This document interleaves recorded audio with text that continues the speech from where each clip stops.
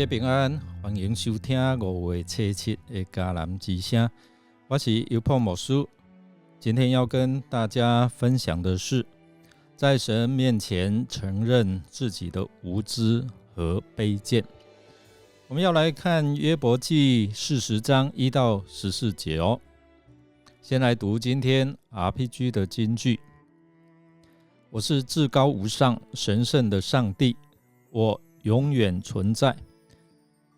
我住在至高神圣的地方，但也住在痛悔和谦卑的人当中。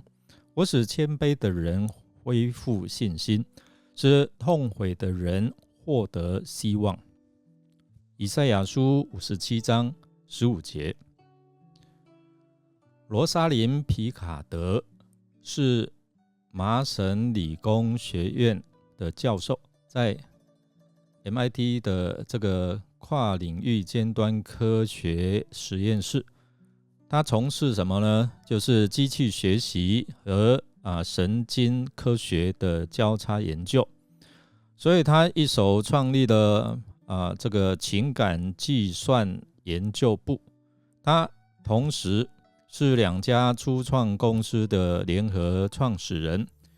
他在全球 AI 领域享有盛名哦。聪明的他从来不认为需要信仰或者是相信上帝。在偶然的机会之下，从圣经的解读当中，终于抵挡不住上帝非科学的力量。其实在小学的时候，罗莎琳她是一个有阅读饥渴、学业成绩名列前茅的学生哦，而她也被评鉴为资优生。她一直相信聪明人不需要什么信仰或者是宗教，所以她自认为自己是无神论者，并驳斥所有相信上帝的人，认为他们都是没有受过教育的人，在讲我们哦。高中的时候，罗莎琳在课后她去打工，充当保姆来赚取零用钱。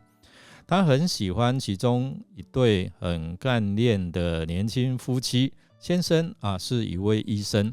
那某一天这对夫妇就邀请罗莎琳一起去参加他们教会的聚会。她大感意外心想，这么聪明的人也上教会。但是当周日来到的时候，罗莎琳就跟他们撒谎称肚子痛了，所以他们再一次邀请他却再一次以身体不适来拒绝。终于这对夫妻使用了不同的招数，对他说，你知道吗？上教会不是最重要的啦，最重要的是你是否相信。你读过圣经吗？罗莎琳心里想说，若我想成为一个有教养的人，那我应该要去读这本畅销书它是全世界最畅销的哦。医生就建议他可以从箴言开始，每一天读1章，持续1个月。他原本以为会读到许多神话奇迹，或者是虚造的物种，或者是废话连篇。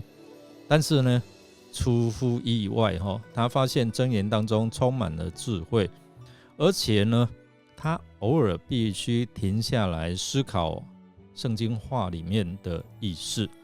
进入了大学之后，那有一次他受他的同学邀请到这个同学的教会，因为他也很仰慕他，因为他是很会运动又很会读书那某个星期天，牧师就在讲台问到说，相信有神与跟随神之间的不同之处。那虽然罗莎琳知道但是他一直想避开所有有关耶稣的部分。那因为他脑中总是不自主的跑出疯子这个字眼。但是就当牧师问他谁是你生命当中的主，他停顿下来了。罗莎琳她感到迷惑，我是自己生命的舵手，但是是否是神在引导我？从那个时候开始她突然顿悟了，透过相信耶稣方能与神连结的意义的。所以他开口说：主耶稣，我求你来到我的生命，做王掌权，成为我的救主。就在他祷告之后，他的世界经历了巨大的转变。曾经他认为自己已足够聪明，不需要这位神，但是现在他认为自己只是宇宙中一个傲慢的傻瓜。今日我谦卑自己，领受了这不配得的伟大恩典，带着喜悦与荣耀的神同行。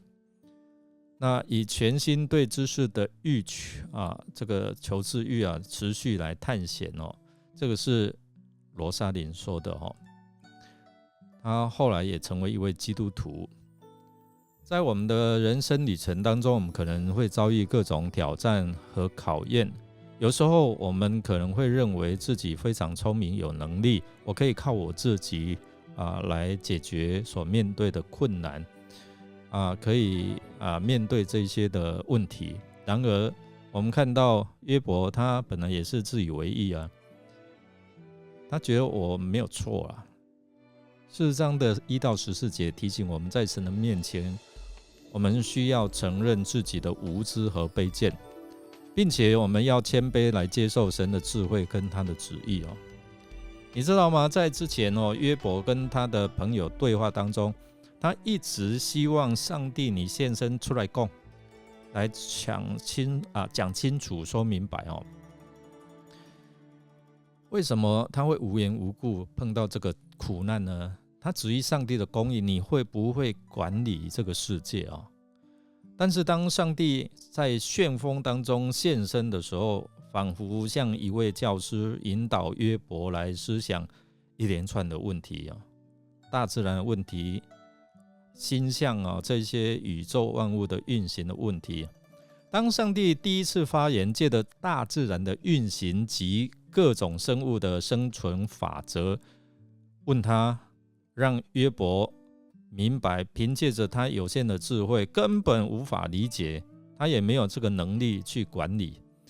约伯没有可以质疑神的主权和智慧，所以这位上帝在第一次发言也提醒我们，当神回应我们的呼求的时候，神不一定直接回答我们的问题，或是解决我们的问题这位上帝在结束第一次发言的时候，又问约伯：既然你与我争辩，你可以回答我的问题。哪知约伯原先的傲气尽失，从之前满口辩白，然后到他向神说：我说了无知的话，我还能说什么呢？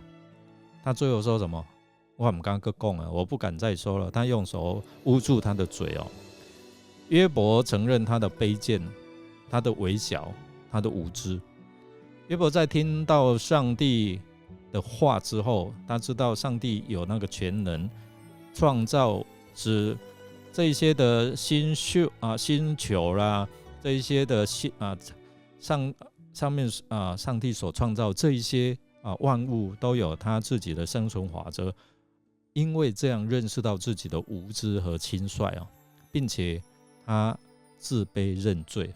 我知道你万事都能做，你的旨意不能拦阻上帝其实透过3个问题来反驳约伯的自以为意。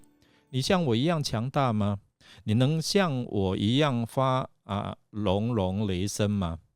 当然不能上帝也问第2个问题你能像神吗？像我一样有尊贵、有庄严及光荣吗？当然没有第3个问题，你可以执行公义的审判吗？你可以自己救自己吗？当然不能从这3个问题，上帝要约伯及我们看到一个事实我们人与神不是处在同等的地位。就好像亚当夏娃听蛇的话说，你吃了那个分别善恶的果子，可以像神一样结果犯罪了我们是神所造的我们不是造物主，我们不是神。因此约伯凭什么神该就是如何治理这个世界啊？他还呛虾，你是怎么治理的？你没有按照你的公义啊。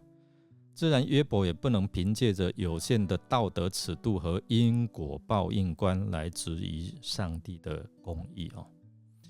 从上帝的出现及强调他的创造和掌管的主权，他提醒了约伯，也提醒了我们哦。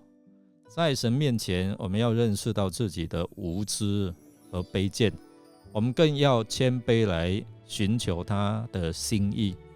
在面对困难和挑战的时候，蛮给搞了，就是说我们真的是要正视我们自己的软弱跟我们罪的问题，而不是逃避或掩饰。我们应该谦卑向他来求助啊，帮助我一把。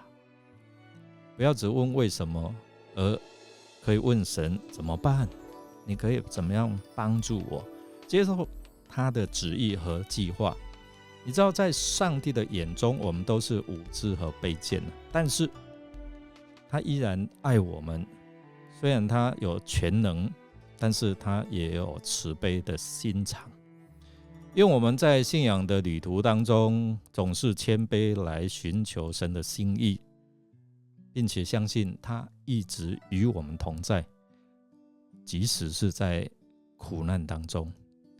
我们来默想约伯似乎自认为比神更有理，但当神问他一连串的问题的时候，约伯却不敢再说什么了。凡是我们的生活，什么时候自认为比神更了解状况，想帮神下指导棋呢？让我们一起来祷告。亲爱的天父，感谢您在我们的生命当中一直引导跟保护。我们真的承认我们在神你的面前是无知和卑微的，我们需要你的帮助和所赐的智慧。有时候我们自以为是，自以为好聪明哦，但实际上我们还有好多需要学习跟成长的地方，还有很多我们不知道的。求你赐下给我们有谦卑的心，让我们认识到自己的无能、无知跟卑微。赐下谦卑，让我们向你寻求，向你能够来学习，向你恳求，赐给我们属天的智慧跟能力，我们才能够面对人生许许多多大大小小的挑战跟困难，并且能够寻求你的旨意和带领哦。求你帮助我们能够学习尊重欣赏你所创造的一切，让我们能够成为一个谦卑而有智慧的人，来荣耀你的圣名。我们这样祷告是奉靠耶稣基督得胜的名，阿们。感谢您的收听，如果您喜欢我们的节目，欢迎与人分享。我是尤伯牧师，祝福您哦，平安蒙福，心存谦卑，就得富有，尊荣生命为赏赐。我们下次再见哦。